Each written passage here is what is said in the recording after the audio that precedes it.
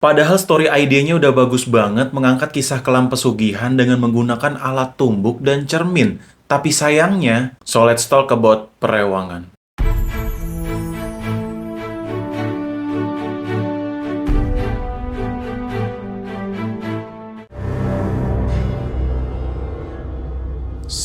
Tapi untuk kamu dan Wulan masih ada harapan.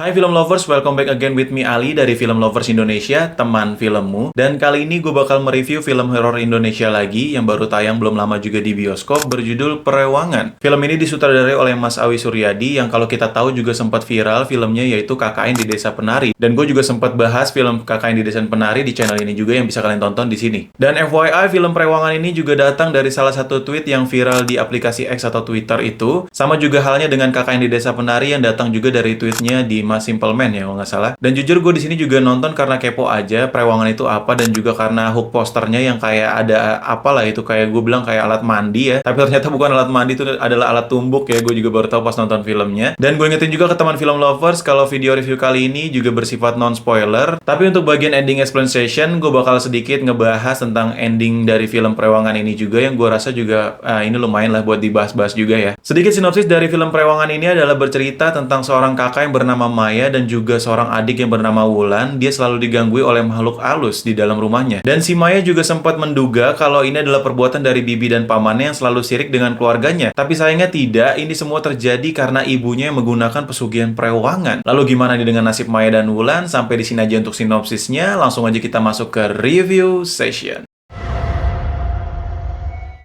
Dan untuk di review session kali ini, gue bakal ngebahas dari segi 5 hal aja yang gue highlight abis nonton film Perewangan ini. Dan langsung aja kita masuk yang ke pertama, yaitu dari segi experience atau kesan gue nonton film Perewangan ini. Seperti biasa, di review gue kali ini, gue juga bakal ngasih experience atau kesan gue juga setelah nonton film ini. Dan untuk kesan gue nonton film Perewangan ini, kayak berasa banget film ini menggunakan slow pace ya. Kayak emang lambat aja menceritakan dari segi ceritanya, horornya, dan juga misteri yang belum diungkap. Dan ada juga hook di awal film yang kita bisa lihat juga ada orang lagi numbuk juga, dan ini juga lumayan bikin gue kepo sebenarnya apa yang dilakukan dan apa juga yang bakal terjadi gitu kan. Tapi lama-kelamaan dari awal sampai ke mulai konflik akhirnya, gue ngerasa banget kalau film ini juga lambat banget dalam mengungkap inti ceritanya. Jadi kayak kita selama nonton tuh di tengah sampai mau habis gitu ya, kayak kita cuma dilihat teror-teror aja, mimpi-mimpi aja. Dan gue di sini kayak cuma ngeliatin ketakutannya aja si Maya di dalam rumahnya yang selalu diteror, dan juga sampai mimpi-mimpi buruk juga yang diperanin juga sama aktris si Mbak Davina juga, yang kalau kalian tahu juga dia pernah main juga sebelumnya di film Ipar Adalah Maut. Jadi di sini dia berperan sebagai peran utamanya di film ini. Dan jujur juga kalau dari segi look Mbak Davina emang udah nggak ada duanya ya. Tapi kayaknya gue ngerasa Mas Awi Suryadi tuh di sini kayak nampilin acting dia ketakutan aja gitu, kayak nampilin pas dia lagi takut dan apa juga. Dan kayaknya mostly banyak banget gitu, sampai kayak ngerasa ini inti ceritanya juga lama banget gitu ya. Dari awal sampai ke tengah kayak kita cuma ngeliatin teror, ketakutan dan sebagainya aja. Dan selain itu untuk experience gue nonton film Perewangan ini kayak dirasa banyak banget adegan-adegan gelap ya, scene-scene gelap yang malam mulu banyak banget, tau-tau terang ya. Kayaknya dari malam ke terang tuh kayaknya bikin sakit mata juga ya, namanya gelap-gelap mulu tau-tau terang. Dan kayaknya mohon maaf untuk film ini kayaknya nggak emang mempersiapkan dari segi intonasi beat jantung penonton kali ya. Kayaknya emang dari awal dari tengah ya sampai ke mau ke abis gitu kayaknya banyak banget teror, horor dan sebagainya, yang kayaknya ya, jantung kita tuh nggak dibikin istirahat gitu ya. Dan untungnya aja gue sih nggak terlalu kagetan banget, dan gue juga nggak terlalu takut banget ya. Jadi kayaknya aman aja. Tapi mungkin kayaknya buat orang lain yang kayak nggak siap banget gitu, karena dari awal, dari tengah sampai kayak mau abis ini bener-bener kayak banyak horor, banyak terornya, bahkan mimpi pun dijadikan teror dan horor juga. Jadi kayak emang film ini kayak nggak coba dites gitu kayak penonton, kayak oh ini kapan waktu istirahatnya, ini kapan waktu senengnya dan sebagainya juga, dan sedihnya dan gimana. Jadi emang kayaknya ini kebanyakan horornya aja di dalam film Perewangan ini ya. Dan itulah dari segi experience gue. Langsung aja yang kedua, yaitu dari segi sinematografinya. Dan jujur untuk sinematografi dari film Perewangan ini kayak berasa awal-awal sih normal-normal aja ya, kayak emang menggunakan shoot yang fokus ke karakter, menggunakan panning juga atau zoom pan gitu ya, kayak emang ngezoom ke karakternya dan mundur lagi, dan banyak banget ya benda-benda yang kayak di zoom pelan gitu ya, kayak gitu sih awal-awal normal-normal aja. Tapi pas mulai banyak kayak sinematografi yang diputar balik gitu kan, selama 360 derajat diputar gitu dari awal set diputar. Gue pikir kalau satu atau dua ya mungkin fun-fine aja ya, tapi kayaknya udah mulai kebanyakan, gue kayak sampai pusing, terus juga muternya lama banget kayak kita nonton gitu ya. Ya ini gue sih udah nggak kaget lagi karena Mas Awi Suryadi kayaknya emang demen banget ya menggunakan sinematografi yang diputar selama 360 derajat itu, kayak di film KKN juga pas di awal. Dan itu kalau di film KKN pas di awal sih bagus ya, karena pas diputar di itu kan lagi ada adegan mobil mau masuk ke hutan, jadi gue ngerasa kayak maknanya pas diputar itu kayak ada fakta yang aneh lah waktu ketika pas mobil mau masuk ke hutan itu atau ke desa itu, karena kan diputar balik gitu. Dan mostly selama film lagi juga nggak ada yang diputar balik, tapi kalau di film Prewangan ini banyak banget yang diputar balik. Dan paling yang gue bisa applause sih kayaknya yang cocok aja ya, yang cocok untuk diputar balik pas lagi momen mau flashbacknya itu pas lagi si bibinya cerita pas ibunya menggunakan pesugihan Prewangan itu. Jadi kayak emang wah ini cocok sih, tapi selebihnya kayaknya bikin pusing doang ya, mohon maaf banget. Dan itulah untuk segi sinematografinya di film Prewangan ini. Dan langsung aja yang ketiga dari segi backsound. Nah ini nih backsound juga yang paling penting juga setelah kita nontonnya agak dibikin gue pusing ya, tapi backsoundnya juga ya balik lagi awal-awal fine-fine aja ya, kayak nggak lebay banget, tapi mulai banyak adegan jumpscare dan juga banyakan horornya. Kayaknya ini backsoundnya bener-bener kayaknya too much ya, kayaknya bener-bener kayak too much, dan juga jreng-jrengnya itu kayaknya emang agak sakit di kuping juga, mohon maaf ya.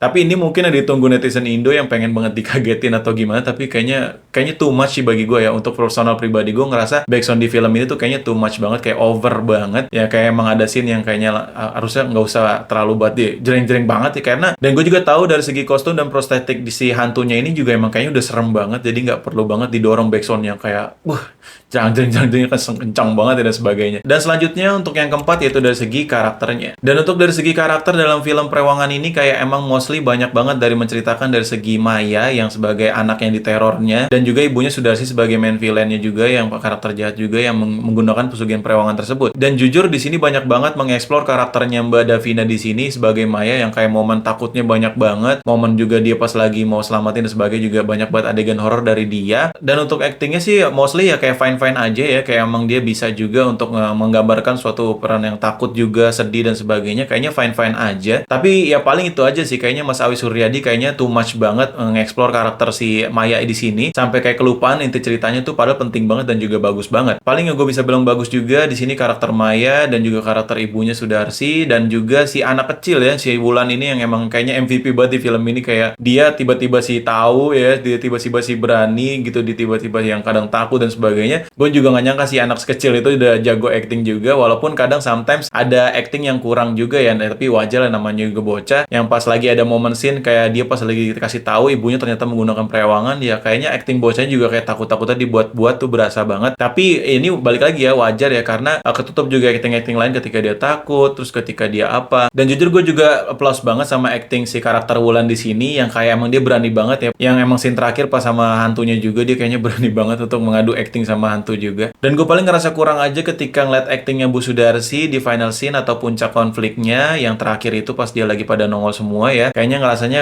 juga kurang banget ngeliat actingnya di situ, kayak padahal final scene juga penting ya. Mungkin ngaruh juga pas lagi ketika make up hairdo-nya yang tau-taunya sering digerai tapi malah diikat di gitu ya, tapi kayak ya paling kayak jadi kerasa kurang galak gitu dan sebagainya ya. Dan paling satu lagi yang acting gue bilang cukup fine aja atau bagus juga ya, actingnya si bibinya itu ya, bibinya si Maya juga bagus juga di situ, padahal dia kayaknya bisa banget tuh memerankannya lebih dalam lagi, tapi sayang sekali nggak banyak dieksplor ya si bibi itu. Tahu bibi siapa namanya, itu bagus juga dia. Dan sisanya paling ya karakter minornya fine-fine aja ya. Paling gue ngeliat kurang ya dari segi acting bapaknya ya, bapaknya si Maya nih kayaknya aduh mohon maaf banget ya, kayaknya nggak dapat banget gue nontonnya, kayaknya kurang kena banget ngebangun build emotionnya juga sama si ibu Sudarsinya, kayak segi romantisnya kurang juga, dan dari segi pendalamannya juga kayaknya kurang banget. Nggak tahu kenapa ya, mungkin ini bagi gue aja kayak nggak kena aja gitu acting bapaknya di sini sih ya. Dan langsung aja masuk yang terakhir, yang kelima, yaitu dari segi story idea. Di sini gue kayak ngerasa kurang banget dieksplor ya story idea, ide ceritanya padahal udah bagus banget ya. Gue kayaknya ngerasa ini bagus juga ya, kisah pesugihan Prewangan gue juga baru tahu gitu, dan juga menggunakan alat tumbuk jadul gitu yang panjang, terus juga ada cermin juga, cermin tua dan sebagainya. Wah, ini kayaknya udah bagus banget ide ceritanya juga, hantunya dan sebagainya. Kayak emang manifestasi dari keserakahan manusia ya, kayak emang pengen cepet kaya dan juga emang gimana rela menumbalkan juga kekasih yang disayangi juga, dan banyak keluarga juga yang ditumbalin. Ini sebenarnya udah bagus, ide ceritanya udah cukup fine-fine aja ya, cukup bagus, tapi entah kenapa kayak dikurang dieksplor banget sama Mas Awi Suryadi ya. Kayak sayang banget gitu. Kayak dari awal padahal udah ada hooknya, dan juga pas ketika lagi momen pesugihannya berhasil juga, tapi entah kenapa tuh dari tengah itu, dari awal ke tengah sampai mau habis lah, banyak kan ke adegan horor-horornya aja gitu. Adegan si Maya dan sama keluarga ditakutin aja. Padahal kayaknya gue ngerasa bagus lagi kalau di awal tuh kayak diceritain lagi penggunaan pesugihan ini gimana. Ya terus juga kayak ada sejarah budayanya atau sejarah dari kejauhannya juga yang tentang Prewangan ini kok bisa ada gimana juga. Orang dulunya mungkin ada flashbacknya yang kayak kenapa bisa ini ampuh banget gitu dan sebagainya. Kayaknya seru lagi kalau diangkat lagi ceritanya gitu. Kayak ide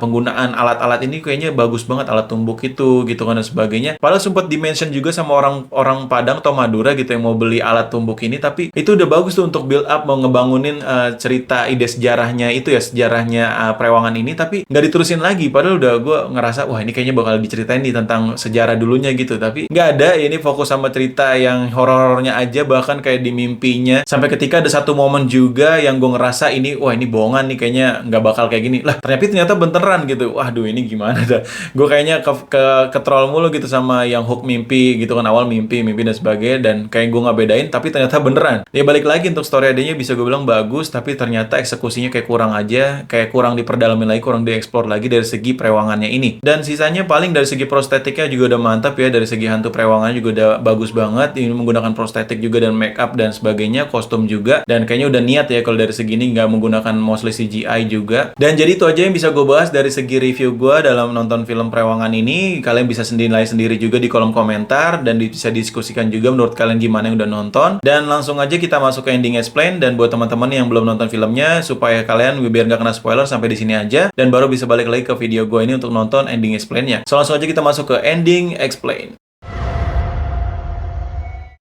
Dan untuk dari segi ending explain kali ini, dalam film Prewangan gue nggak banyak cerita juga. Dan gue juga paling bahas sedikit aja ending ceritanya yang terakhir tuh, kayak emang ternyata si Maya bener-bener kesurupan gitu ya, digangguin sama Prewangannya juga. Ya sebenarnya ini kayak udah biasa banget ya, kayak ada final scene yang ternyata masih ada hantunya, terus juga masih ya diteror dan sebagainya. Di sini tuh kayak patah banget, tiba-tiba kok bisa ya si Maya kesurupan gitu ya, makanin si burung gagak gitu ya. Dan menurut gue sini agak jelek ya di sini ya, karena patah gitu, karena kita nggak tahu juga kenapa dia bisa begitu. Ya tapi paling bisa gue jawab dengan dua asumsi gue, yaitu yang pertama, tumbal ini adalah 7 turunan, Prewangan adalah tumbal 7 turunan, jadi mungkin karena ibunya udah make, jadi tetap turun juga tuh ya kan, tumbal-tumbal dan sebagainya, tetap kena si Maya dan sebagainya juga, jadi bisa aja kayak gitu. Dan untuk yang kedua, yaitu bisa aja karena si Maya tuh pas lagi final scene mau nyopotin mirrornya, mau nyopotin cerminnya, tapi dia malah diganggu sama hantunya, dan baru ditolongin sama si Wulan. Jadi bisa jadi dia udah kesurupan dari sana ya, jadi udah mau dimasukin juga dari sana, dan baru aja berefek pas lagi terakhirnya itu. Ya paling sih itu aja yang bisa gue bahas dari segi ending storyline dari film Prewangan ini, karena emang kayaknya patah banget, kayaknya perlu juga gue ngasih opini juga. Dan sisanya overall ya kayak emang ceritanya ya begitu aja ya, kayak emang tumbal pesugihan dan sebagainya juga, pengen kaya makanya pakai tumbal, terus juga terus sebagai ditagih juga mantunya. Ya paling itu aja film untuk Prewangan, dia kayak fine-fine aja sih. Dan untuk kesimpulannya bisa gue kasih dari Eval rating yaitu sebesar 6, yaitu so-so ya. Jadi film ini emang kayak fine-fine aja ya, kayaknya emang cocok aja untuk menikmati dari segi horornya aja. Dan tapi balik lagi untuk segi explore ceritanya, story ID-nya kayak kurang banget. Terus juga banyak banget momen-momen yang kayak ya horor banget ya, banyak banget ya, kayak dipaksain sampai mimpi-mimpi dan sebagainya. Terus juga fasenya lambat, mengungkap inti ceritanya juga lambat. Dan untuk sinematografi backsound juga kadang ada yang bikin kita ganggu juga ya, kayak pas nontonnya diputer lah, terus juga backsound yang terlalu panik, terlalu kencang dan sebagainya juga. Tapi walaupun ya ada satu scene yang diputar juga bagus, tapi nggak nutup juga kalau kebanyakan ya. Dan ya paling itu aja yang bisa gue kasih review dan pembahasan gue dari segi film Prewangan. Kurang lebihnya mohon maaf teman-teman kalau ada salah-salah kata atau penjelasan, dan ini juga semata-mata dari opini pribadi gue ketika gue nonton film ini dan gue kasih reviewnya juga. Dan balik lagi, gimana nih menurut teman-teman film lovers tentang film Prewangan ini? Bisa kalian kasih juga nilai dan pendapat kalian di kolom komentar. Dan jangan lupa juga untuk like video ini kalau kalian suka. Jangan lupa juga untuk subscribe channel ini supaya gue bisa ngasih lagi konten bermanfaat dan juga menarik seputar film. Dan sampai berjumpa lagi di next video, and salam pecinta film.